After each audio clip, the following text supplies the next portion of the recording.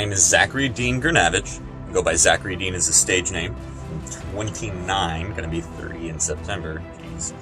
And I currently live in Los Angeles, California, though I've done Halloween Horror Nights in Orlando. I've never done it here in LA.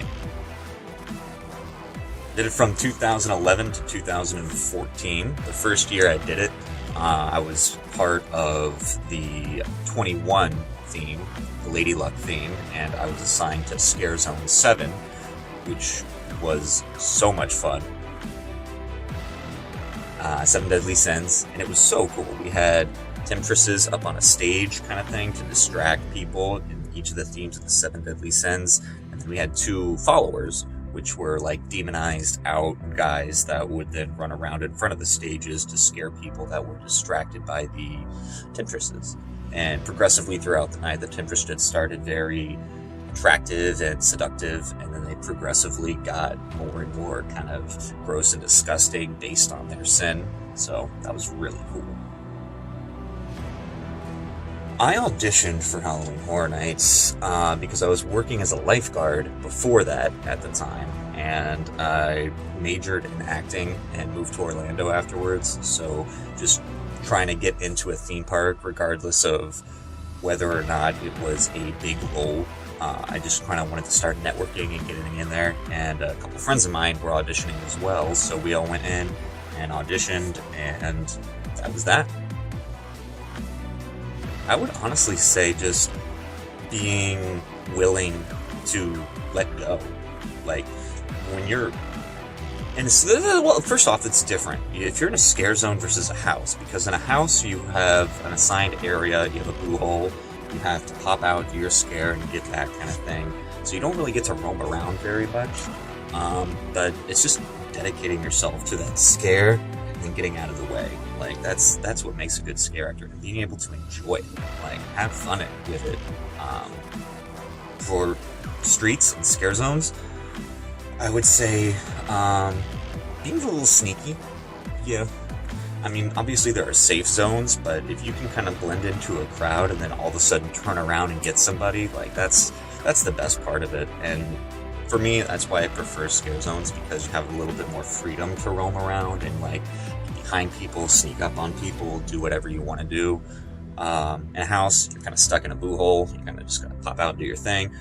Don't get me wrong, it's still fun as all hell, but I would rather have the freedom to kind of roam around a little bit, because it's the most fun you can have while getting paid to do so at a job. You're getting paid to go put on a costume, have people do your makeup for you, friends, and be social with the people you're scaring with, and then just run around for 30 to 40 minutes at a time scaring people.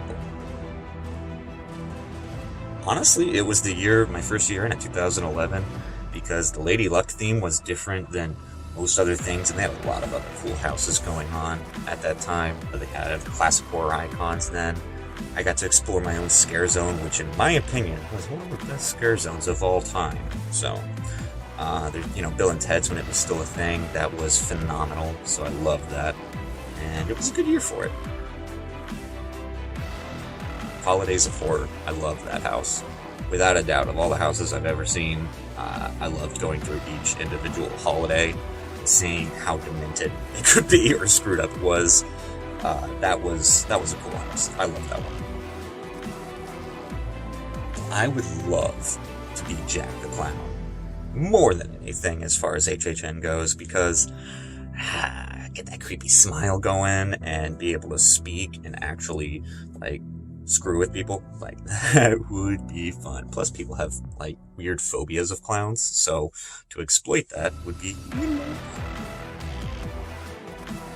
Bring back Scare Zone 7. Bring back the 7 Deadly Sins. That's what I would do again in a heartbeat, because that was one of the most fun times I've ever had, working or not. And I believe we were the first ones to get Street of the Year, and we got highly reviewed. People loved that scare zone. We ran around to Beautiful People in the first half when people were attractive, and it was sung by like this weird Norwegian boys chorus. And then at the, as the night transitioned to darkness and people got uglier, it went into Marilyn Manson's Beautiful People, which was just so cool. Bring that back. Halloween Horror Nights is the best because, it's not maybe the original haunted house kind of thing, but they've perfected it. They've got, not just one haunted house, but they usually have at least half a dozen or more. And then on top of the houses, they have almost a half a dozen or more scare zones, which are areas that you just walk through and get scared. And it's safe. Like, nobody's concerned about their safety during these events. They're just concerned about having a good time, maybe getting a little too drunk or something.